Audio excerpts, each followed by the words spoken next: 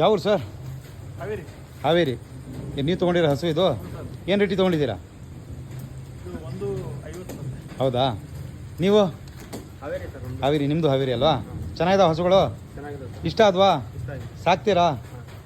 ನೋಡಿರಿ ಹಸು ಹೇಗಿದೆ, ಲೈವಲ್ಲಿ ಕಾಮೆಂಟ್ ಜನ ಹೇಳ್ತಾರೆ ಈ ಹಸು ಹೆಂಗಿದೆ, ಸಾಕಾಣಿಕೆ ಹಿಂಗೆ ಇರಬೇಕು.